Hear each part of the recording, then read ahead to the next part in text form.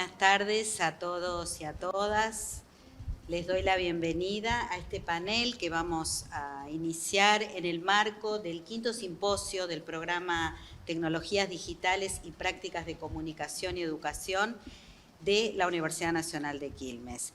En esta oportunidad voy a tener el honor de moderar este panel que tiene por título Políticas Educativas y Tecnologías Digitales, diálogos y contribuciones frente al desafío de lo impostergable. Frente al COVID y a lo que ocurrió en la pandemia, sin duda, para América Latina y por supuesto para Argentina, hay temas impostergables que tienen que ver con las brechas digitales, con las brechas educativas, con desafíos y oportunidades que se presentan en este contexto complejo y crítico que tenemos. Para eso hemos invitado, y agradezco muy especialmente la presencia de Laura Penaca y de Fernando Yapagnik, para dialogar y para pensar juntos y co-construir conocimiento, que es el lema fundamental de este simposio, acerca de estos temas relevantes pero impostergables. Laura Penaca es licenciada en Ciencias de la Educación, especialista en Tecnología Educativa por la Universidad de Buenos Aires y actualmente es la directora de Tecnología Educativa de EDUCAR. Así que yo te voy a dar la palabra, Laura, para empezar a conversar de estos temas y te diría y haría como primer interrogante, por supuesto, para que desarrolles los temas principales, ¿cuáles han sido los principales desafíos que están teniendo y que han tenido para pensar y para implementar una política digital en educación? Bueno, buenas tardes a todos y a todas. Muchísimas gracias, Teresa, por la invitación y a la Universidad Nacional de Quilmes, por supuesto. Es un placer estar hoy acá compartiendo con ustedes. Bueno, para iniciar me gustaría poner algunos rasgos, algunos hitos del escenario, del contexto, ¿no? En el que se dan estos desafíos impostergables, como el título del panel. Nosotros nuestro país viene de varios años, más allá de estos dos últimos de pandemia, de unos 4 años donde se vulneró fuertemente el derecho a la inclusión digital, fundamentalmente el acceso material a dispositivos y a conectividad. No se puede soslayar, digamos, es un dato que no se puede soslayar para los desafíos que tenemos hoy. Hubo una discontinuidad que es de público conocimiento, ¿no?, de políticas de inclusión digital que eran universales y masivas y que habían generado un piso de derecho y una condición de posibilidad respecto del acceso a dispositivos tecnológicos en todas las provincias, en todas las jurisdicciones del país. Y por otra parte, el tercer punto que creo que marca el estado del arte, el estado de situación en el cual nos posicionamos hoy, tiene que ver con un fuerte desmantelamiento de equipos territoriales que también generaban condición en todas las jurisdicciones dentro del sistema educativo y que además habían empezado a configurar a lo largo de los años, desde el surgimiento de Conectar Igualdad en el 2010, habían empezado a configurar nuevos roles dentro de las instituciones educativas y también para el acompañamiento y la formación situada en todos los niveles educativos. Este es el escenario que, por supuesto, se ve absolutamente profundizado por la pandemia, ¿no?, digamos. Y allí se agregaría un punto más que tiene que ver con las dificultades desde el punto de vista de las prácticas de la enseñanza, de la continuidad pedagógica, de los docentes y las docentes, que en muchos casos trajeron problemáticas, por mencionar una que creo que fue la más importante o la que generó más impacto, de transposiciones, ¿no?, de lo presencial a lo virtual, que generaban múltiples plataformas con millones y millones de contenidos a modo de repositorios que a veces no se traducían, por supuesto, en poder sostener y acompañar procesos de aprendizaje o trayectorias educativas. Me parece que ese es el escenario en el que nos encontramos este último tiempo y donde se enmarcan, por supuesto, los desafíos que tenemos hoy, ¿no? Este año, la verdad es que estamos en otra situación, estamos volviendo a la presencialidad plena y eso, por supuesto, trae desafíos que son del orden de recuperar ¿sí? De volver a generar condiciones para la enseñanza y para los aprendizajes en todo el sistema educativo. Allí me parece que, por supuesto, y digamos, es un poco más obvio, pero no tanto, y hay que decirlo porque por algo estamos acá en esta situación hoy, uno de los desafíos centrales es lograr la alta disposición tecnológica en los niveles educativos, en todas las instituciones educativas, y cuando hablo de alta disposición tecnológica me refiero a computadoras personales, ¿sí? Nosotros sostenemos el modelo 1 a 1 como imprescindible, fundamentalmente en el nivel secundario. Creemos que esto es condición sine qua non hoy de la inclusión social, cultural, económica y de la inclusión educativa, ¿sí? De la posibilidad de educarse. Bueno, más allá de, por supuesto, otros dispositivos que pueden estar y que deben estar en las escuelas, en el nivel inicial, en el nivel primario, celulares, tablets. La alta disposición de tecnología es condición sine qua non hoy de cualquier proceso de aprendizaje y cualquier propuesta de enseñanza. Ese es uno de los desafíos. Otro desafío tiene que ver con la conectividad. Con la conectividad, el acceso a Internet, tanto en las escuelas como en los hogares. ¿Sí? Allí tenemos que trabajar articuladamente con otros organismos, con otros ministerios. Hay que hacer sinergia con políticas que tengan que ver con el acceso a datos, a celulares, a otros dispositivos que permitan, ¿no? El celular, ustedes saben, es un módem para dar internet a una computadora. Entonces, la realidad es que todos nuestros estudiantes y nuestras estudiantes durante toda su escolaridad tienen que tener datos para conectarse y poder trabajar, producir, interactuar a través de dispositivos tecnológicos. Bueno, el tercer punto, como les decía antes, ¿no? Cuando planteé como el estado de situación, tiene que ver con fortalecer y formar y seguir conformando estos equipos territoriales y estos nuevos roles en las instituciones educativas. Conectar Igualdad inauguró dos perfiles que yo destaco. Por un lado, el referente técnico en cada una de las escuelas, que era algo que había avanzado muchísimo hasta el año 2015, y que, bueno, la verdad es que construía condiciones al interior de las escuelas desde el punto de vista técnico, ¿no? Porque fue un cimbronazo grande para las escuelas, el piso tecnológico, los routers, las computadoras, el servidor. Y después, el otro rol también, que me parece que es muy interesante destacar, son los perfiles territoriales que tenían una formación muy particular, que tiene origen en Conectar Igualdad, ¿no? Porque era un perfil que podía acompañar pedagógicamente con una mirada fuerte desde el punto de vista de la tecnología educativa y también técnica. Este es otro de los desafíos y es en lo que estamos trabajando. Y el último que voy a mencionar, no es que solo tengamos estos, pero me parece que son los centrales, tiene que ver con la formación, ¿no? La formación docente, y aquí hago un foco en lo que nosotros consideramos crucial para la inclusión digital, para las políticas de inclusión digital, tramen y sean realidad efectiva en cada una de las escuelas, que tiene que ver con el acompañamiento y la formación situada.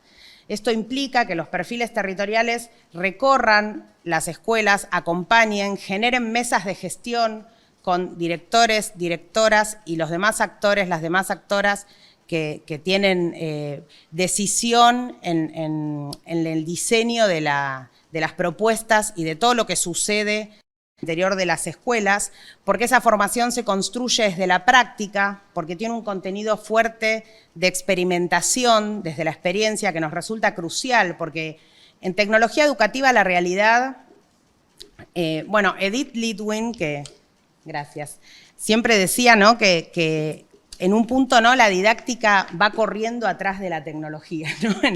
Y la verdad es que en tecnología educativa, bueno, nosotros vamos construyendo, ¿sí?, las propuestas y vamos pensando la inclusión un poco sobre la marcha y a partir de lo que podemos experimentar y producir en las escuelas. Y la realidad es que esa comunidad que se genera entre los perfiles territoriales, el Estado Nacional presente acompañando los estados jurisdiccionales y los actores que están en las instituciones educativas es muy poderosa. Y nosotros nosotras consideramos que es condición para una inclusión real y genuina de la tecnología en las prácticas de enseñanza fundamentalmente. Y ahí me parece también que la formación la tenemos que pensar más allá de lo situado o además de lo situado, la tenemos que pensar desde una perspectiva que supere fuertemente lo instrumental. Y esto es crucial porque es algo que creo que está vacante, tiene muchas áreas de vacancia y nos cuesta mucho en general, ¿sí? Hacemos un foco en aprender a usar herramientas, aplicaciones, y la realidad es que hoy tenemos que poder pensar la formación desde poder atrapar y comprender el nuevo paradigma cultural, ¿no? Digamos, los rasgos fuertes de la contemporaneidad, donde los desarrollos tecnológicos construyen un entramado que nos permiten o no comprender el mundo, habitarlo, estar incluidas en él, y me parece que hay que pensar desde allí la formación docente. La verdad es que yo siempre digo que para aprender a usar una aplicación u otra, en YouTube hay millones de tutoriales, ¿no? Y la verdad es que eso no requiere un esfuerzo de diseño y un peso y un foco, como sí poder poner en discusión y disputar sentidos fuertes respecto de la relevancia de la escuela secundaria y de la escuela en todos los niveles, pero fundamentalmente aquí, porque Conectar Igualdad tiene su foco central en la escuela secundaria, y me parece que eso es lo que hay que disputar y construir. Una formación que pueda comprender el mundo en el que vivimos y el rol y la función central que tiene la educación hoy en ese mundo, y qué educación, ¿no? Y con qué formato y en qué cultura institucional. Entonces, bueno, hacia allí es que nos dirigimos con las líneas estratégicas que estamos desarrollando en Educar. Les cuento un poquito lo que estamos empezando a trabajar desde la Dirección de Tecnología de Educar.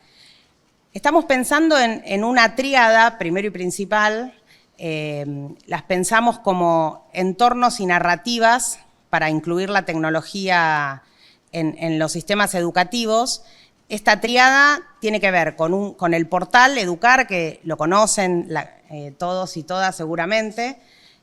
Allí hay un propósito fuerte de producir contenidos en múltiples formatos, contenidos que tomen y pongan relevancia y aporten relevancia a temas de agenda, temas que permiten, voy a redundar en esto, permiten comprender el mundo en el que estamos. Por ejemplo, esto va a hablar Fer, pero ciencias de la computación, digamos, es un tema. Hoy estamos atravesados, ¿sí?, por todo lo que circula en las redes sociales, la fake news, qué pasa con los mensajes, la protección de datos. Hay un montón de cuestiones que hoy la escuela debe tomar, porque realmente son condición de construir una ciudadanía crítica, son condición de generar apertura para que nuestros estudiantes puedan continuar estudios superiores o puedan ingresar al mundo del trabajo. O sea, sean sujetos de derecho, ¿no? Entonces, bueno, el portal va a ir hacia allí en la producción de contenidos fuertemente, tomando tendencias culturales y temas de agenda. Después tenemos una plataforma virtual, la plataforma de Conectar Igualdad. Esa plataforma va a poner a disposición aulas virtuales de libre navegación para todos los docentes, las escuelas del país, pero además va a proponer algunos modelos, ¿no? Estamos montando aulas diversas con propuestas que plantean una perspectiva híbrida, ¿no? Ahora estamos hablando mucho de lo presencial y lo virtual. Nosotros estamos volviendo a la presencialidad plena, pero realmente consideramos que hoy el mundo se mueve, ¿no?, en esta intermitencia entre lo virtual y lo presencial, y que la escuela y la educación no puede quedar por fuera de esto, porque justamente tiene que ver con tomar modos culturales y sociales que hoy determinan fuertemente la realidad, ¿no? Configuran una realidad que es diferente y que está fuertemente impactada por esto. Entonces, en la plataforma vamos a poner a disposición propuestas diversas que funcionan como modelo, lo digo entre comillas, ¿no? Que pueden ser navegadas, visitadas, pero que pueden tomar los docentes y las docentes los materiales que consideren y armar y exportar a sus propias aulas. Vamos a tener un repositorio que vamos a ir produciendo diversas experiencias que construyamos en el territorio y que van a estar allí también a disposición de todos y todas, porque tenemos ahí una fuerte idea de generar comunidades de práctica entre docentes que van probando también, ¿no? Y experimentando a partir de utilizar aulas, utilizar el celular, utilizar las netbooks de Conectar Igualdad. Vamos, por supuesto, a ofrecer también cursos o trayectos formativos que van a ser más autoasistidos, con hojas de ruta para que cada docente pueda ir tomando de allí lo que necesite y pueda también producir sus propias, valga la redundancia, propuestas. Esto es la plataforma. Y la tercera línea de la tríada que les decía tiene que ver con un plan de formación situada y acompañamiento en territorio a las escuelas que van recibiendo las netbooks de Conectar Igualdad. Allí vamos a desarrollar encuentros de núcleo entre escuelas, con docentes, con directores y directoras, y estamos trabajando con dos propuestas fuertes en lengua y en matemática, en lengua y literatura y en matemática, con unos desarrollos que hicimos especialmente para las netbooks, desarrollos interactivos que plantean una secuencia con contenidos priorizados. Vamos a estar trabajando fuertemente en esta triada. Fíjense que los contenidos del portal alimentan, que están para descarga, están además en las netbooks desarrollados como contenido interactivo, y después tenemos la plataforma para poder armar las propias aulas. Las aulas modelo de la plataforma son insumo para las instancias de formación situada, entonces hay una retroalimentación entre los tres entornos o las tres narrativas, ¿no? Que lo estamos viendo un poco así. Después tenemos algo fundamental que tiene que ver con el contenido y el sistema operativo que incluimos en las netbooks. Nosotros desarrollamos desde Educar un sistema operativo libre, se llama Guaira. En realidad el desarrollo comenzó bastante antes, ¿no? Pero bueno, hubo discontinuidad en el medio y ahora volvimos a fortalecerlo. Tenemos Guaira 5. Eso tiene una ventaja muy fuerte, muy importante. Estamos hablando aquí de soberanía tecnológica. ¿Qué implica esto? Que nosotras desde Educar podemos planificar y plantear políticas estratégicas y desarrollos que son trascendentales o ineludibles al sistema educativo y desarrollarlos en Educar y ponerlos a disposición de todos y de todas gratuitamente, libremente en Guaira, ¿no?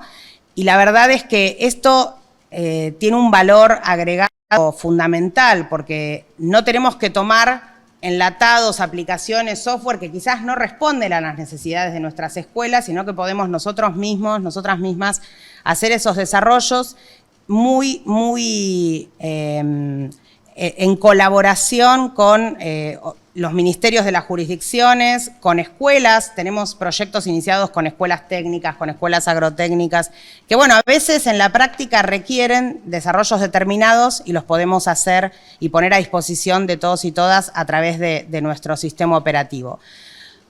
Toda la triada que les mencioné recién, más el sistema operativo de las netbooks, todas las acciones, digamos, que desarrollamos en estos entornos están orientadas sobre tres nodos de problemáticas fundamentales que consideramos que hay que trabajar hoy en todos los niveles y modalidades del sistema, pero por supuesto focalizadamente en el nivel secundario.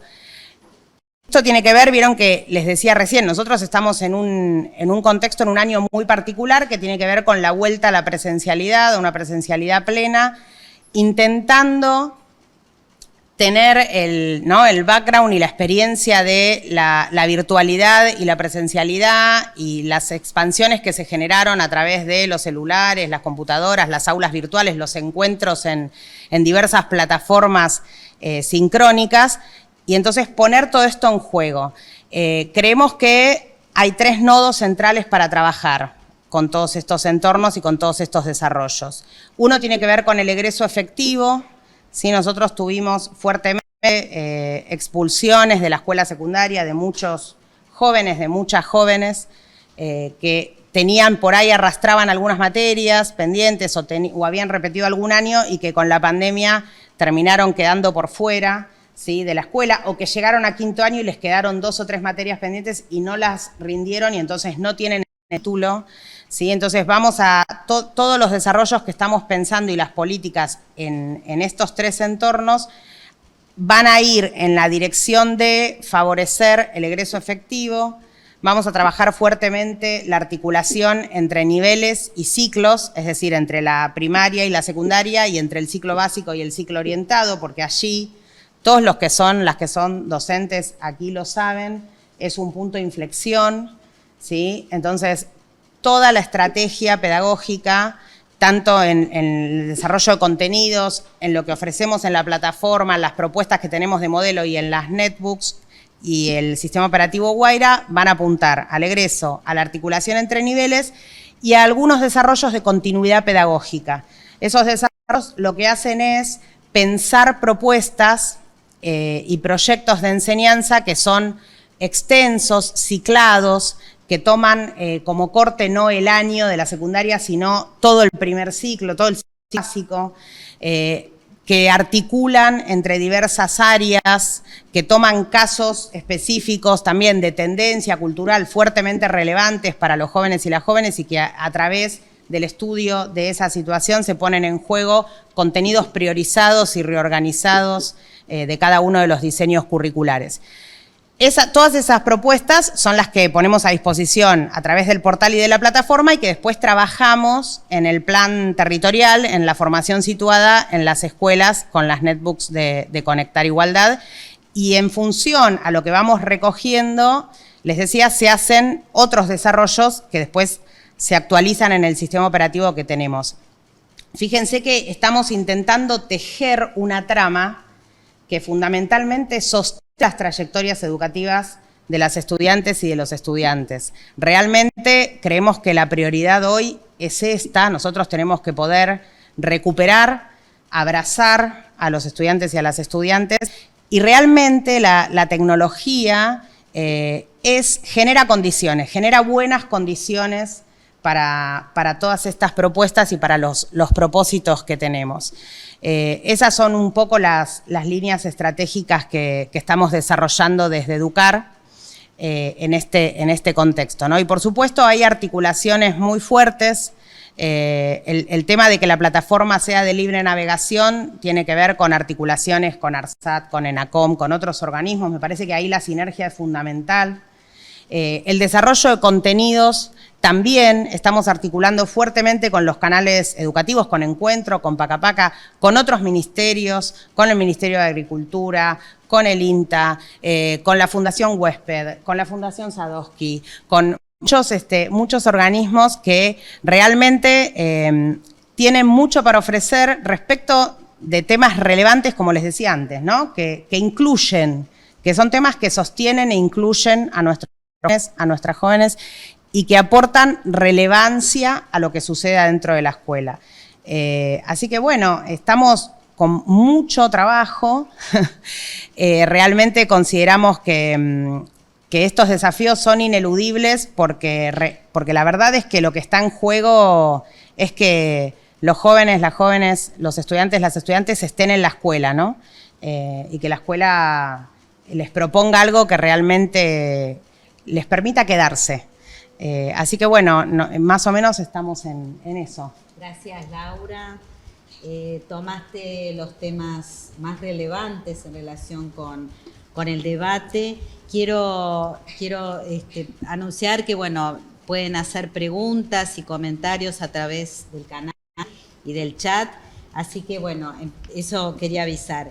Creo que los temas vinculados con el derecho a la educación, mucho de lo que planteaste de la importancia de los niveles intermedios, de este despliegue territorial en relación con los equipos técnicos, con los equipos jurisdiccionales, cuestiones que de hecho van al foco de mitigar los efectos de la pandemia, pero también de pensar el futuro, cómo planificar. Hablaste también de estos modelos híbridos, de los nuevos formatos necesarios, y creo que traes al debate también la importancia de la pedagogía para pensar la tecnología y cómo en ese, a ver, lo voy a plantear desde esta manera, ¿no? Pero cómo salir de la desesperanza que nos trajo la pandemia a la reparación y desde ese lugar poder imaginar, reimaginar y co-construir no solo conocimiento relevante, sino también buenas iniciativas.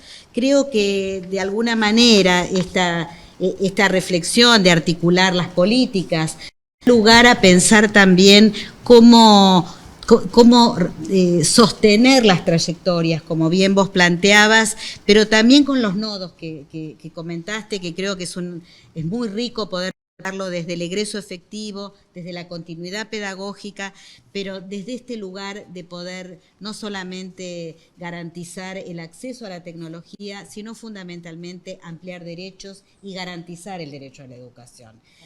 Así que bueno, sin más voy a darle la palabra a Fernando para continuar con este debate. Ya Laura nos trajo algunas pistas, habló de las ciencias de la computación, habló de por dónde va el debate en relación con los saberes digitales, así que Fernando te voy a presentar. Fernando es doctor en Ciencias de la Computación, profesor del Departamento en Computación de la Facultad de Ciencias Exactas y Naturales de la Universidad de Buenos Aires, investigador de la UBA y del CONICET, y actualmente es el director ejecutivo de la Fundación Sadowski desde el año 2021, es decir, en plena pandemia, Fernando.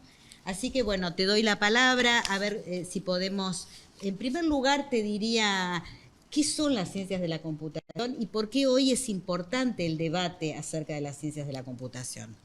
Bueno, gracias Tere por la invitación.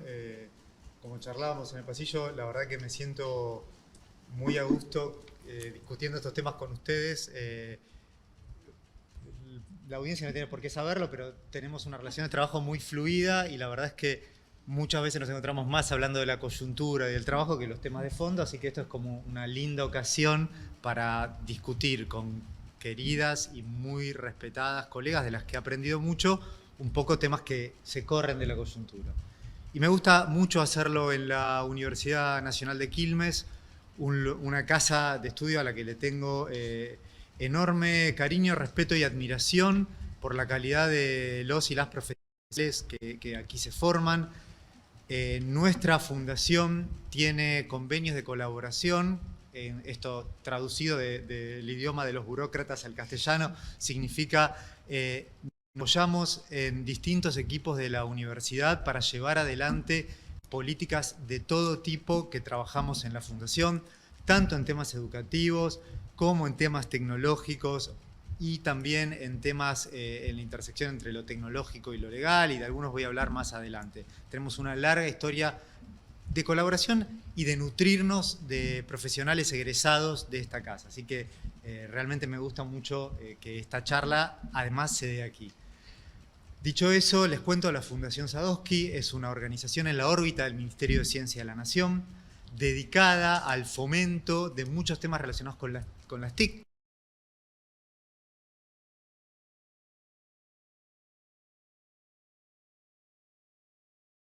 Equipos de investigación, universidades, centros de investigación, pero también casi desde su fundación en un montón de otros temas, uno de ellos el educativo, del cual voy a hablar principalmente de ese, pero también voy a mencionar algunos otros.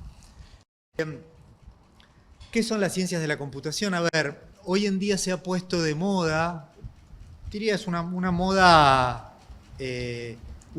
que bienvenimos y como toda moda siempre conviene por ahí pasarle un poco el plumero, ¿no es cierto? Limarle un poco los bordes para entender qué tiene de coyuntural y qué tiene de fondo. ¿Cuál es la moda? La moda es esto de hablar de la programación en la escuela. nosotros lo seguimos de cemento este tema, ¿no es cierto? Nosotros trabajamos en la programación en la escuela desde el año 2012, 2013. En aquel momento le golpeamos la puerta a colegas que hoy veo en esta sala, también la veo a Ana ahí al fondo, que tenían distintas responsabilidades en Conectar Igualdad. Primero nos miraron con cara rara, pero al poco tiempo con una visión, diría, que denotaba una cabeza muy abierta, porque en aquel momento no era tan fácil entender por qué lo que nosotros decíamos que era relevante lo era, y recibimos una cálida bienvenida y desde ahí una tradición de trabajo en conjunto. ¿Con qué tiene que ver esto? Bueno, tiene que ver con entender que vivimos en un mundo donde las computadoras están presentes de manera cotidiana, pero también de manera profunda y de maneras que a veces no nos imaginamos. Decíamos en aquel momento, y sigue siendo vigente, que las computadoras son las de escritorio, son las netbooks, son los celulares, las teles en las que vemos tele, son computadoras, el aire acondicionado funciona gracias a una computadora, en los autos hay no sé cuántas computadoras, eso que tengo ahí enfrente, que los chicos le dicen la cámara, para mí es una gran computadora con un buen lente, ¿está bien?, que opera cuando ellos apretan unos botones y hacen foco y le dan instrucciones, y así podríamos continuar. Es decir, no podemos entender en profundidad el mundo en el que vivimos si no entendemos que estamos rodeados de computadoras, pero además estas computadoras y los mecanismos que hacen que funcionen tienen que ver, aparecen en lugares inesperados. Hace unos años, en el 2016, si mal no recuerdo, se discutió en nuestro país el voto electrónico, ¿no? Disculpen a quienes me hayan escuchado otras oportunidades, es un ejemplo en el que me respaldo y una y otra vez, porque creo que es realmente muy profundo y muy relevante. Discutíamos nada más y nada menos que el basamento de la democracia, nada más y nada menos, ¿no? O sea, cada 2 o 4 años, como lo quieran contar, todos los argentinos y las argentinas vamos a las escuelas y cometemos en ese hermoso acto cívico de decidir quiénes nos van a gobernar. ¿Está bien? Y por supuesto, ponemos un montón de cuidado y un montón de responsabilidad en los mecanismos que aseguran la transparencia de ese proceso. Y de vuelta, miles y miles de argentinos y argentinas asumen distintos roles para cuidar el voto, ¿sí? O sea, es algo realmente fundacional de nuestro sistema democrático. Y se discutía la posibilidad de hacerlo a través de computadoras. Había quienes sostenían que eso era del orden de lo panaceico, iba a resolver todos los vicios que se le achacaba al viejo y muy robusto sistema de voto en papel, y había otros que decían que eso iba a acabar con la democracia, que a partir de ahí se perdían todos los mecanismos de control. Y el grueso de la ciudadanía solo podía mirar el espectáculo y elegir su posición casi por la simpatía que le despertaban los oradores, por las filiaciones políticas de esos oradores, pero sin poder inteligir el discurso y los argumentos en los que sostenían sus posiciones, porque el tema era demasiado opaco, estaba demasiado lejos. Si hago fast forward para acá, cuando se vino la pandemia esta maldita y aparecieron todas estas discusiones relacionadas con la vacuna, la transmisibilidad, por supuesto, ninguno de nosotros es, bueno, tal vez ustedes sí, digamos, pero al menos nosotros acá no somos ni virólogos, ni expertos en medicina, ni siquiera somos médicos, pero gracias a la formación que nos había dado la escuela, teníamos esos puntos de contacto, ¿no? Hurgando en la memoria, recordábamos la diferencia entre un virus y una bacteria y podíamos entender cuando nos decían que una vacuna estaba basada en ARN y había algún recuerdo, había de dónde generar un vínculo y tener un entendimiento, ¿sí? Eso no pasaba y sigue sin pasar con los temas tecnológicos. Cuando aparece sobre la agenda un tema tecnológico, como ciudadanos y ciudadanas, nos encontramos en, déjenme usar este término, indefensión política. No podemos establecer una posición acorde a nuestras creencias y a nuestros valores porque no entendemos los mecanismos de los cuales se nos habla. Hace poco hubo otra discusión muy reciente, muy vigente, que es, ¿está bien o está mal que el censo nacional tenga el DNI? ¿No? Y uno diría, no, bueno, el censo tiene que ser anónimo, pero aparecían otras voces que decían, no, pero lo encriptamos y entonces ya está. ¿Entonces ya está? ¿Es posible eso? O, como sostienen otros, como sostenemos otros, es imposible. ¿En base a qué, les pregunto a ustedes que me están escuchando, pueden argumentar, sostener una u otra posición? Bueno, entonces, los conocimientos necesarios para empezar a desentrañar estas problemáticas que estoy mencionando son los de las ciencias de la computación. ¿Qué son las ciencias de la computación? Son el área de conocimiento que abarca cómo se programan, acá aparece el término de moda, ¿no? Cómo los humanos damos instrucciones a las computadoras para que hagan aquello que queremos, cómo las computadoras se conectan entre sí, qué es una computadora, ¿no? Cómo está hecha, cómo es que realmente funciona. Y de vuelta, me repito porque me parece que es esclarecedor este ejemplo. Cuando hablamos en el lenguaje cotidiano de la matemática, nos permitimos ir y venir y hablar de la aritmética como sinónimo de la matemática. Cuando vamos a hacer una planificación, cuando tenemos que hacer un plan de estudio, cuando tenemos que escribir un libro, entendemos que la aritmética es solo una de las patas de una disciplina más grande, que es la matemática, que se compone de la aritmética, el cálculo, la geometría, el análisis. ¿Está bien? Lo mismo pasa con la programación, que vale como sinécdoque de la disciplina más grande, pero hay que entender que las ciencias de la computación, sí, por supuesto, tienen la programación como un tronco, pero se compone de otras partes, el análisis de datos, la arquitectura de computadoras, la interconexión, un largo etcétera. ¿Está bien? Entonces, por eso nos encanta que todo el mundo esté preocupado por la llegada de la programación a la escuela. Cuando somos un poco más rigurosos, hay que hablar de la llegada de las ciencias de la computación a la escuela. ¿Está bien? Y me parece que me gustaría como traer este debate. Fíjense que yo les venía diciendo que son un poco los mismos temas que venimos discutiendo desde el año 2012 y me voy a hacer pie para traerlo al presente en varias de las cosas que mencionó Laura. ¿Está bien? Y algunas de las que mencionó Tere también, en los ejes. A mí me gustó mucho este título, ¿no? El desafío de lo impostergable, porque una cosa que nos pasa cuando hablamos de estos temas, nosotros desde la Fundación Sadowski trabajamos estos temas tanto con el Ministerio Nacional como con muchos ministerios provinciales, y en algunos de estos diálogos con las jurisdicciones aparece algo así. Permítanme caricaturizarlo un poquito, no busco ser ofensivo, sino quiero mostrar el argumento, ¿no?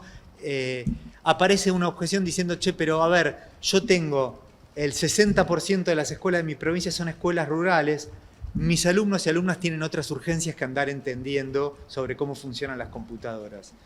Y yo creo que eso es un error. Yo entiendo que para las autoridades jurisdiccionales, por supuesto, ahí hay un desafío, ¿no? Es más fácil abordar la tecnología cuando ya se tienen resueltas otras cuestiones, eso yo no lo discuto, pero creo que en clave de pensar en los derechos de nuestros alumnos y alumnas, no podemos configurar nosotros una exclusión, ¿no es cierto? Esos alumnos que ya se encuentran en desventaja y son objeto de exclusión desde la perspectiva de ciertos derechos que son vulnerados por la situación que se encuentran, no podemos además sumar a eso una nueva exclusión que es la de privarlos de entender estas características que tienen que ver también con el mundo en el que ellos viven, porque si se aprobaba la ley de voto electrónico, ellos también iban a tener que votar con voto electrónico. ¿Está bien? Y como ese ejemplo, podría haber un montón. Lo del censo también les compete a ellos y tienen derecho a poder opinar e informarse y a formar una opinión al respecto. Y ni hablar de que en los lugares más recónditos de nuestro país también encontramos celulares. También encontramos celulares y también encontramos alumnos y alumnas que tienen el muy genuino deseo de acceder a la cultura digital, que es la cultura digital es medio es un énfasis que hacemos para hablar de una parte de la cultura, ¿no es cierto? Porque ya no existe una cosa separada de la otra. Entonces, me gustó mucho, me vino como anillo al dedo el título del desafío de lo impostergable, porque creo que hablar de la inclusión curricular de las ciencias de la computación tiene que ver con esta idea de lo impostergable. Y si lo queremos hilar un poco con la situación que nos ha traído la pandemia, déjenme hablar un poquito del mundo del trabajo, ¿no? Les cuento una cosa, una especie de infidencia. En la Argentina empezamos a trabajar este tema prácticamente a la par que en los países centrales. Si mal no recuerdo, se los voy a decir de memoria, el Reino Unido empezó en el 2011, Estados Unidos en el 2012 o al revés. Nosotros empezamos en el 2012, 2013. O sea, realmente no se daba acá como otros temas que los estábamos tomando 20 años después. Y cuando nosotros mirábamos lo que pasaba en los países centrales, uno de los argumentos más fuertes que se esgrimían tenía que ver con el mundo del trabajo. Lo que ellos decían es, muy sintéticamente, tenemos que incluir este tema en las escuelas porque necesitamos necesitamos despertar vocaciones por carreras tecnológicas. ¿Está bien? ¿Por qué? Porque lo necesitamos para que nuestras economías sigan siendo economías de punta, porque necesitamos seguir disputando el liderazgo mundial, ¿no? Esto de Estados Unidos, Europa, Estados Unidos, Inglaterra, los países europeos, ¿está bien?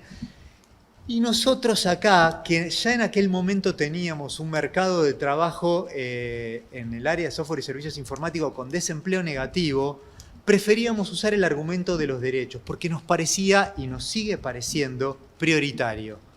Pero creo yo que es hora de también prestarle atención al argumento relacionado con el mundo del trabajo. ¿Por qué? Porque efectivamente en nuestro país, con toda la coyuntura difícil que ustedes conocen, igual que todos los aquí presentes, el sector de software y servicios informáticos sigue teniendo desempleo negativo. Cuando nuestros estudiantes y estudiantas a último momento, quiero decir, déjenme decirlo de manera más prolija, cuando deciden abordar una formación tecnológica más al punto, más breve, porque les parece interesante la remuneración o la posibilidad de conseguir trabajo, aparecen frustraciones relacionadas con con no tener la vocación para que los empuje a través de las dificultades que toda área del conocimiento tiene. Toda área del conocimiento tiene una parte que nos gusta y otra que nos resulta más dificultosa, y la vocación es aquello que nos agarra de la ropa, que nos agarra las narices y nos hace hacer ese esfuerzo adicional para poder atravesar ese valle o esa montaña de dificultad. ¿Está bien? Si simplemente nos acercamos a las carreras tecnológicas por la posibilidad de tener un empleo, muchas veces eso no está y aparece una frustración. Pero por otra parte, una cosa que ha enfatizado la pandemia es la mediación tecnológica, que ya existía y nos parecía enorme antes, es más grande todavía, ¿no es cierto? Han aumentado la cantidad de trámites que hacemos de manera tecnológica, de reuniones. El otro día leí una frase en las redes sociales que me dejó muy impactado. Decía que Zoom hizo más por reducir la emisión de carbono que toda la industria de los autos eléctricos. No sé si hay que tomarlo de manera literal, pero le debe pegar en el palo, ¿no es cierto? ¿Cuántas reuniones se evitaron? Medio por la fuerza, medio por la posibilidad, y generar una reducción, bla, bla, bla. Muchas de esas cosas llegaron para quedarse, digamos. No vamos a volver para atrás. Entonces, esto que decíamos ya hace cerca de 10 años, de que la tecnología estaba en todas partes, se enfatizó, se profundizó, está cada vez en más y más lugares.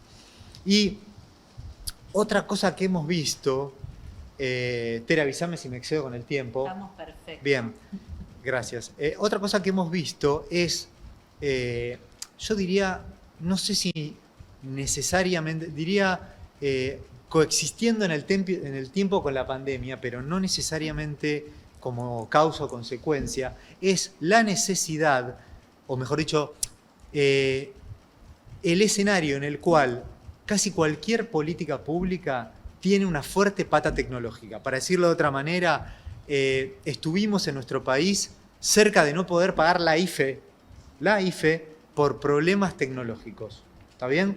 Otra cuestión que vimos ahí es, ustedes recordarán, se estimaba que la IFE le iba a llegar a, no me acuerdo si eran 3 o 4 millones, terminan siendo entre 8 y 9 millones de beneficiarios.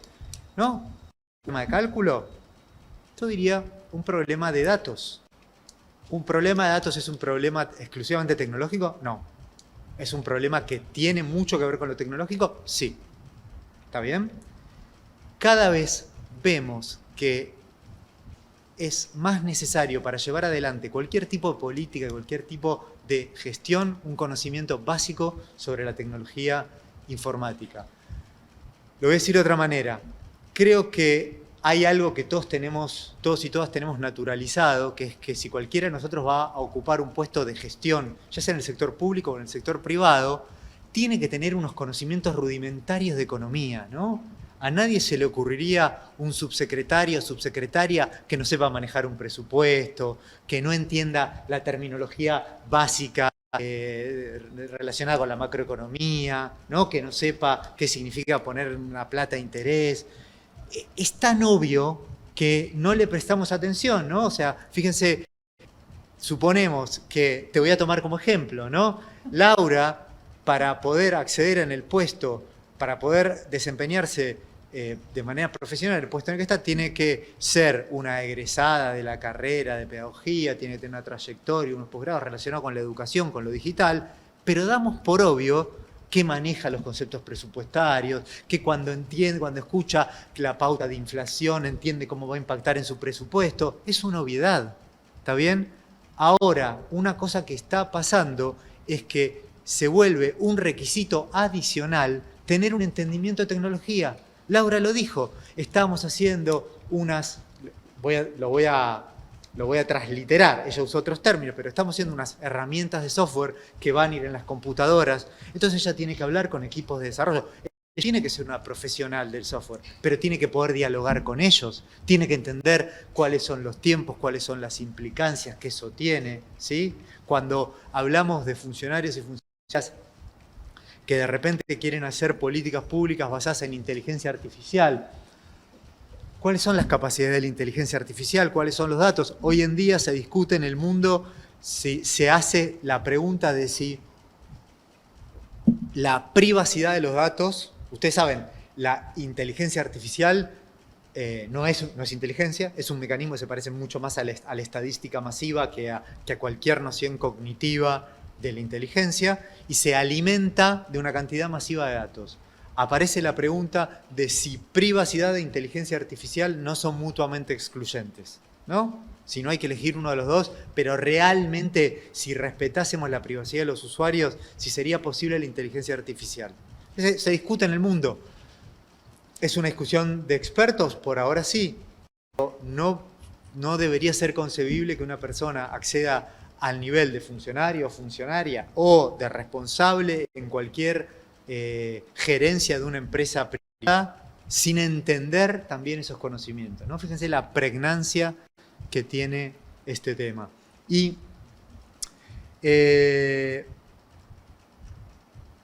otra cosa que me gustaría contar, me gustó mucho, Laura habló de Wayra.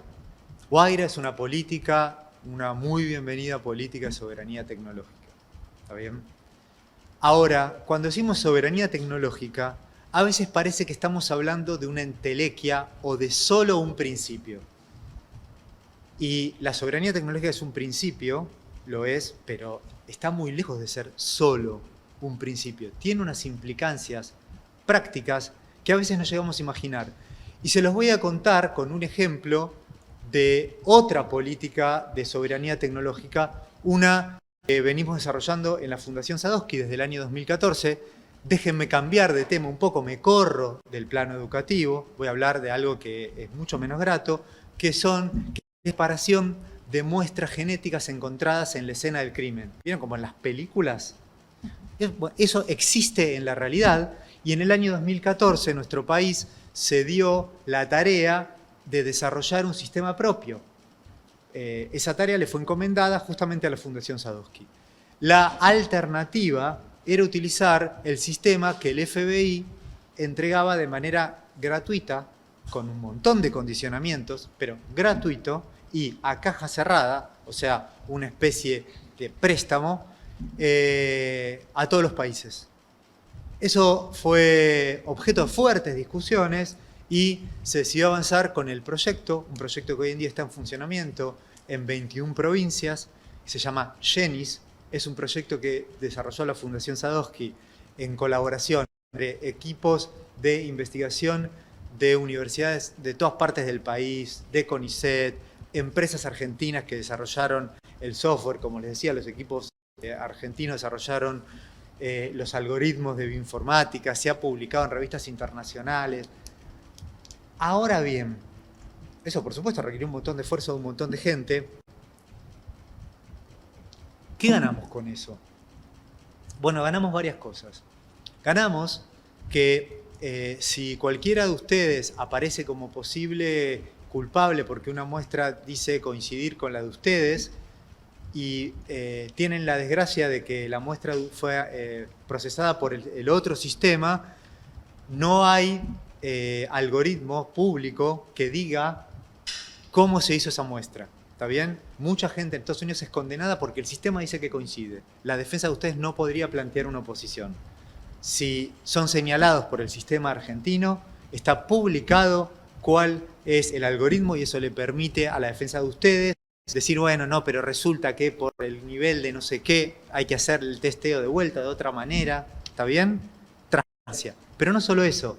Gracias a tener un sistema propio, nos ha dado la posibilidad de tomarlo como plataforma para dos extensiones. Una, el Ministerio de Ciencia ha lanzado hace poco el programa Poblar, que es una base de datos de los patrones genéticos de los argentinos. Eso sirve para enfermedades, para vacunas, para un montón de cosas. Y eso es una extensión del sistema de genética forense que ya teníamos. No lo podríamos haber hecho si no lo tuviésemos. Y otro, estamos trabajando con científicos del Instituto Leloir y de la Universidad Nacional de José C. Paz en mecanismos avanzados para incorporar al Banco Nacional de Genética Forense para tratar de encontrar nietos y nietas desaparecidos, complementando las técnicas hoy en día utilizadas, utilizando tecnología estadística avanzada. Ese trabajo tampoco sería imposible si no tuviésemos a nuestro sistema GENIS. Es decir, yo creo que GENIS, Guaira y algunos otros y algunas otras piezas de este rompecabezas tenemos que empezar a pensarlos como bienes digitales públicos, ¿no?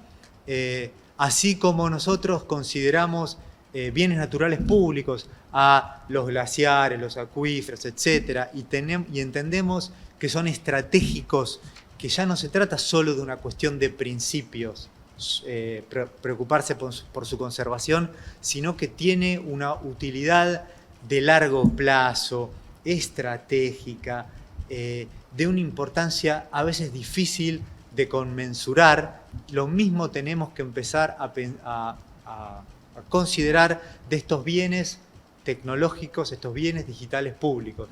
Y para volver a traer el debate a lo educativo, nosotros trabajamos con universidades nacionales de todo el país en un montón de aspectos, en la capacitación docente, en la producción de material didáctico. Y una de las discusiones que nos dimos fue, justamente hablando de material didáctico, cómo hacer para para que estos docentes que veníamos capacitando tuvieran material didáctico.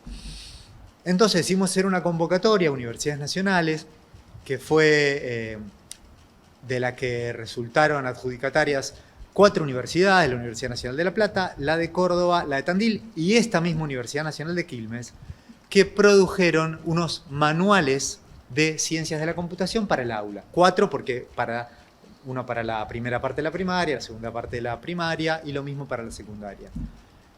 ¿Por qué hicimos esto? ¿Por qué no traducir el material existente? Porque se nos revolvían las tripas pensar que nuestros alumnos y alumnas aprendieran computación con el ejemplo del carro que aparca y saca la torta de no sé qué de la nevera. Nuestros personajes hablan en las diferentes variaciones de nuestro idioma que se dan en nuestro país. Por supuesto, el material está pensado para las distintas edades, pero por ejemplo, cuando el material que está pensado para primer ciclo de primaria tiene personajes que son la fauna de nuestro país. ¿Está bien? Mi favorita es la mulita Lita. ¿Está bien? Que toma mate. Bueno, no sé, después los pueden ver, el zorrotito. Me encantan esos personajes. De hecho, los hicimos en Corpóreos para Tecnópolis y nos dijeron, che, se los tienen que llevar, no hay lugar de depósito, se los tienen que llevar a la oficina. Uy, qué problema, dijimos todos.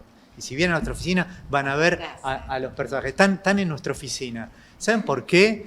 Porque realmente nos parece que es un mensaje que nosotros queremos transmitir y queremos contagiar.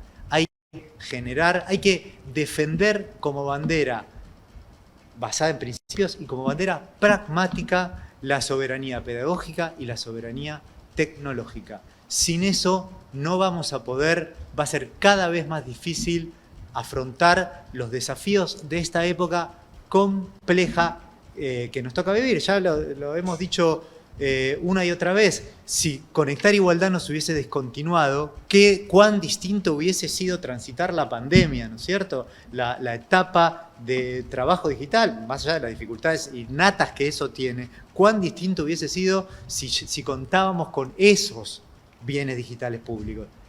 Estos otros, que son un poco más intangibles, son igual de importantes. ¿Bien? Bueno, gracias, Fer. Yo hubiera necesitado acá una computadora porque se me cae el micrófono. Se ve que estamos en otro nivel, pero bueno, ahora hablando seriamente, voy a tomar más de estas ideas y llegaron algunas reflexiones que me gustaría compartir con vos. Estamos hablando de la educación como bien público, como conversamos con Laura. También traes esta idea de los bienes digitales como bienes públicos que complementa y enriquece esta idea de garantizar derechos. También de las alianzas. Yo creo que estos son tiempos donde juntos somos más inteligentes y son momentos de crisis que necesitamos aprender, ¿no? Acá quiero traer esta idea de Naomi Klein del virus como un maestro, como una maestra, donde podemos pensar qué estamos aprendiendo con todo esto. Y sin duda tiene que ver con las redes, tiene que ver con la coconstrucción, con los encuentros interinstitucionales, esta idea de mapear los territorios para plantear cuáles son las demandas, ¿no? Un poco lo que hablábamos con Laura en el pasillo también, pero también pensar cómo este mapa de actores está resignificado hoy en relación con la pandemia, pero con estos saberes.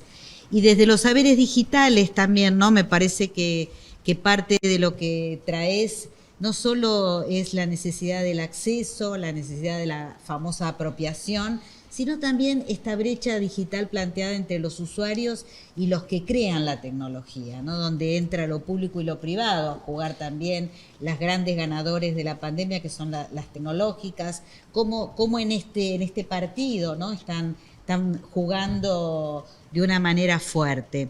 Hablaste de vocaciones TIC, hablaste también de cuestiones vinculadas con la protección de datos, ¿no? La privacidad de los datos. Y acá hay una pregunta que además comparto la preocupación, que dice lo siguiente: si tiene que ser obligatoria la enseñanza de las ciencias de la computación o puede ser optativa, y en ese caso, ¿cómo hacerla obligatoria dentro de los diseños curriculares? Es una pregunta para vos, Fer, pero también creo que Laura podría tomar este tema de la prescripción curricular y la importancia o no, y la diferencia entre plantearlo como optativo y plantearlo como prescriptivo, es decir, como aquellos saberes necesarios e irrenunciables o impostergables? Bueno, trajiste sobre la mesa varios temas interesantes. Déjame empezar por el primero, por el de la creación de contenido, que me parece, no quiero que se nos escurra. Que nuestros alumnos y alumnas se puedan pensar como creadores de contenidos es más importante de lo que a veces dimensionamos. No se trata de que puedan hacer un jueguito, se trata de que podamos, mira lo que voy a decir, no concebir, recordar que aquellas aplicaciones de mensajería, por ejemplo, de las que hoy dependemos, no estuvieron siempre. Y que los que peinamos canas, se pueden reír, gracias. Los que peinamos canas recordamos cómo hace unas décadas atrás usábamos otras que pensábamos que iban a estar para siempre, ¿no? Pensábamos, bueno, listo, ahora es con el Messenger. Sí, ya está. Y no estuvo. ¿Por qué la próxima no puede ser creada por uno de nuestros alumnos o alumnas? ¿Por qué no puede ser creada con otras pautas que no tiendan a favorecer la concentración, la venta de productos, ¿no? Es importante que los alentemos y les demos las posibilidades de pensar en otros futuros posibles, ¿no? Vuelvo una y otra vez sobre esta idea de que lo peor que les puedo decir es que las cosas son así, ¿no? Ya saben a quién estoy citando. Tenemos que decirle que las cosas están así porque los ponemos en un rol activo con la potencialidad de cambiarlas, ¿sí? Y con respecto a la prescripción curricular,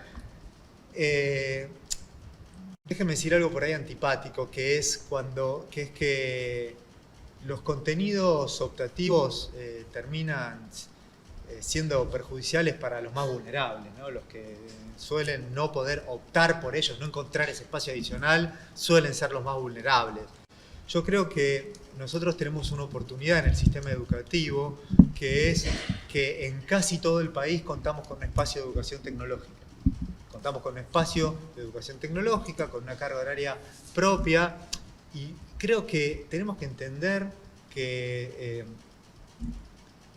de vuelta, en este ámbito siento que estoy predicando para el coro, pero que cada diseño curricular no es más que un recorte sobre un universo muy amplio, ¿no? Y como todos sabemos, hay autores y autoras que, para enfatizar esta idea, al recorte curricular lo llaman el arbitrario.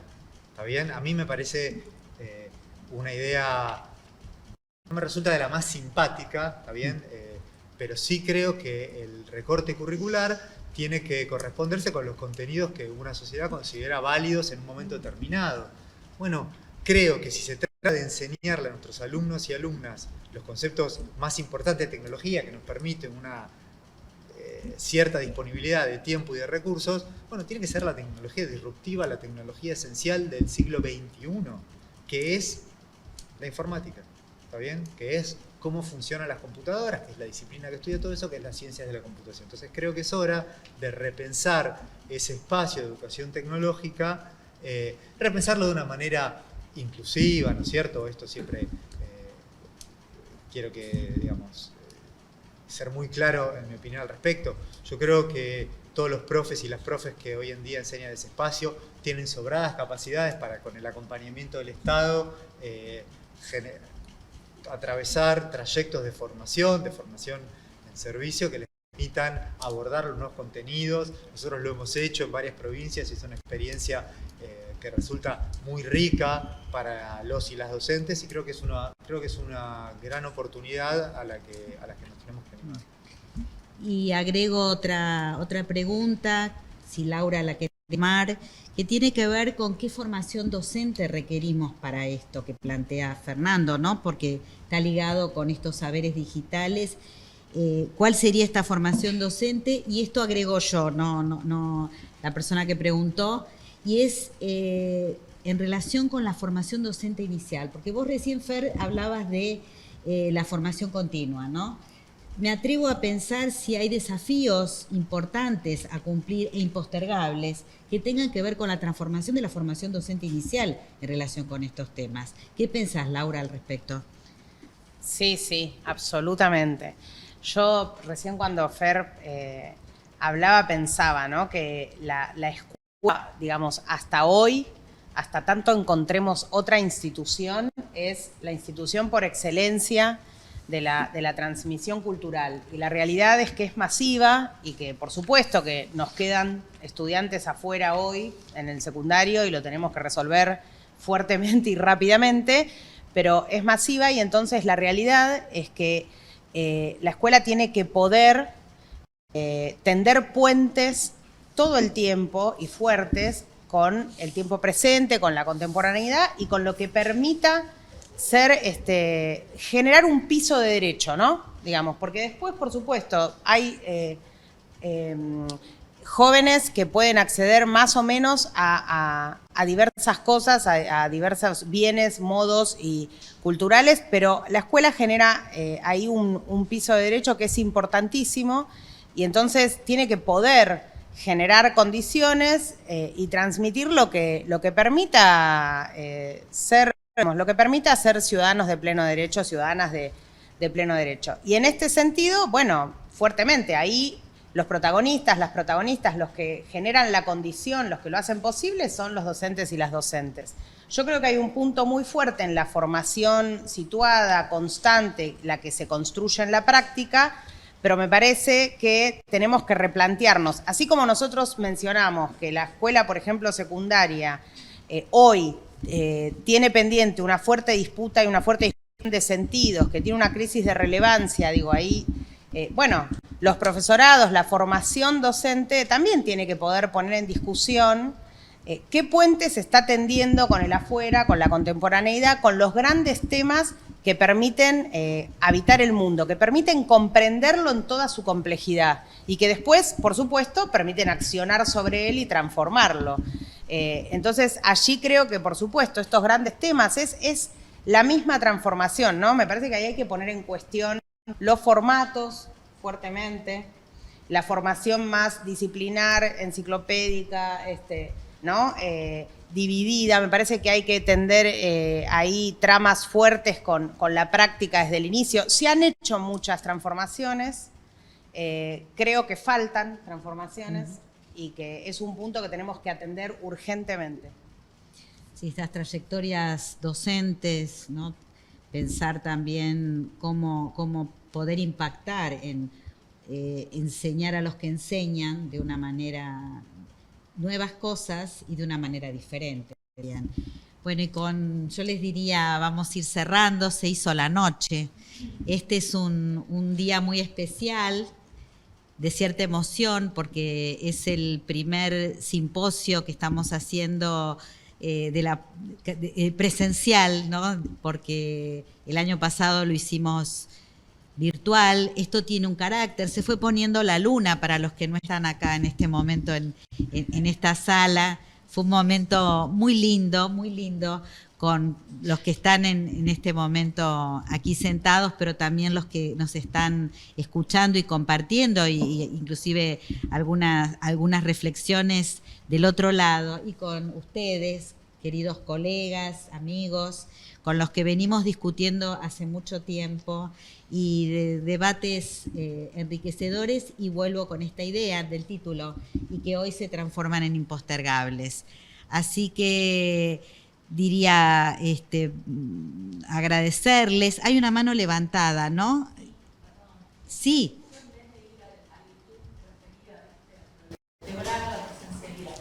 Quería agradecer las exposiciones de Laura y de Fernando, y la verdad me sorprendió gratamente los conceptos que ustedes pusieron a disposición de manera tan clara, ¿no? Lo de soberanía pedagógica, lo de bienes públicos, y nada, digo una asociación que se me apareció porque me pareció tan rico que me parece que es verdad que de esto hay que apropiarse, hay que generar ciudadanía, y no siempre lo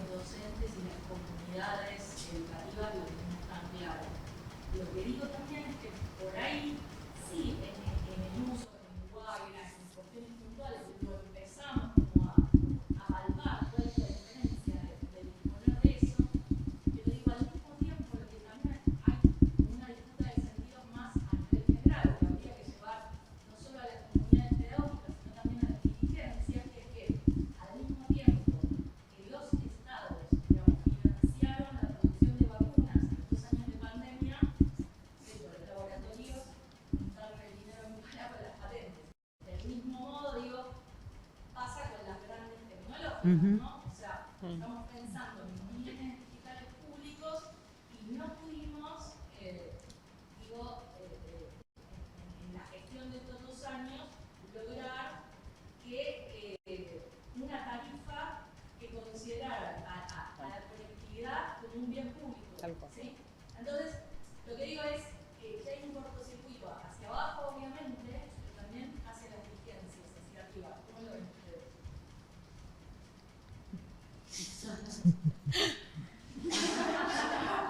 Contesto yo. Ya todos saben lo que pienso, pero bueno, no sé a quién lo quiere tomar y si nadie lo quiere tomar, Adriana, podés contestar vos también. No, yo solo quiero decir que, tal cual, yo acuerdo con... a mí me parece bueno, que hay procesos de construcción y de disputa que son de largo aliento y que me parece que está bien que arranquen en las bases. Yo creo que lograrlo tiene que... Va a ser a partir de la construcción de una organización sólida que tengamos, vos decís, ¿no? Las bases, los intermedios para poder...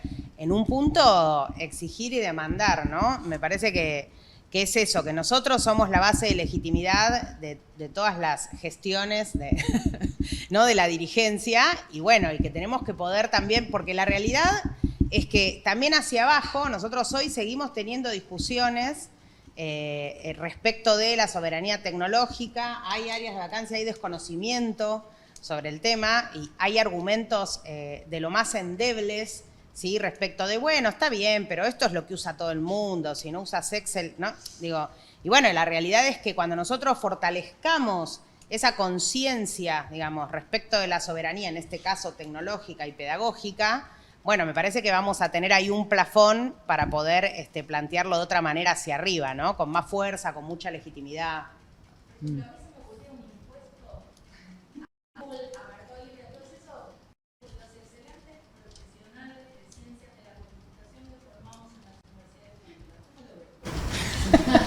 No, en eso yo no estaría de acuerdo porque creo que es la responsabilidad del Estado de formar excelentes profesionales tanto para el desempeño del sector público como el sector privado, ¿no? Me parece que eso es la responsabilidad. Si querés, hay un problema, déjenme usar este término que sé que es problemático, pero no se me ocurre uno más políticamente correcto, de fuga de cerebros rara que se está dando hoy en día, donde tenemos un montón de profesionales que no se van de nuestro país, pero que trabajan para plataformas extranjeras. Digo que, a ver, ojo, bienvenido eso, pero si no en el contexto en el que nos genera un desabastecimiento, ¿no? No en el contexto donde una empresa... hoy en día tenemos el problema de que una pyme argentina quiere hacer un sistema para aumentar su productividad y generar mayor empleo y no puede contratar porque el costo del sector de software y servicios informáticos, que es un sector muy dinámico, bueno, se ha plegado a la oferta extranjera, está en dólares, porque tiene una cadena, tiene una serie de circunstancias. Está bien, no estoy cargando las tintas sobre el sector, ¿está bien?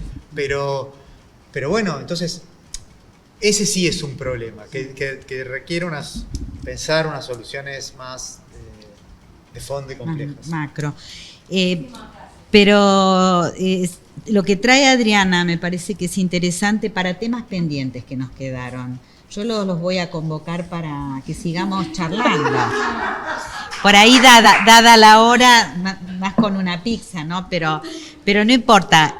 Para seguir pensando estos temas que son parte del trabajo que hacemos, de los debates y las discusiones, y enumeré algunos que no hemos hablado en este rato y que me parecen importantes. Voy a tomar este último a partir de lo que trae Adriana. La relación entre la transformación digital, que no hablamos, digamos, mucho de este tema y me parece fundamental, y el trabajo, todo lo que hoy implica eso, esa relación, ¿no? entre Esto creo que es algo que nos quedó pendiente. No es que nos quedó pendiente, lo dejamos para la próxima. Lo que tiene que ver con los sistemas de información, porque bueno, Fer trajo esta idea, ¿no? Cuando hablaste de lo de Big Data y la inteligencia artificial, que no es inteligencia, pero creo que es un tema que hay que profundizar también desde la investigación y desde lo que hacemos en las universidades. El tema de brecha de género, que obviamente no hablamos nada y que digamos, un sector tan reactivo al ingreso de las mujeres como es el mundo tecnológico, merece una charla. O sea, por lo menos un debate, una conferencia y ponernos con una línea fuerte, ¿no?, de trabajo. Y después profundizar en lo que es la protección, o sea, los derechos de niños, niñas y jóvenes en el mundo virtual, en el ciberespacio, en todas estas cuestiones. Algo dijimos, pero me parece, o dijeron ustedes, mejor dicho, creo que estos son algunos de los temas que nos quedaron afuera. Creo que hay que profundizar más el tema del desarrollo profesional de los docentes, porque esto es algo que hay que construir, darle para adelante y profundizar, y voluntad política. Yo creo que acá hay que generar viabilidad para el sostenimiento de estas políticas. Y también algo que no hemos hablado, hablamos de estos niveles intermedios. Laura, a mí me parece fundamental el tema de los equipos técnicos, el tema de los inspectores, los supervisores, cómo juegan este partido, pero no quiero dejar de cerrar el panel sin hablar también de los equipos directivos, que tienen un rol clave en conducir estos procesos de la inclusión de la tecnología de una manera potente, de una manera genuina, como lo querramos llamar, relevante quizás, ¿no? Sería el término más correcto. Así que bueno, con estos temas que nos quedan para la próxima, nos despedimos. Soy María Teresa Lugo, Universidad Nacional de Quilmes, la Universidad Pública. Muchas gracias.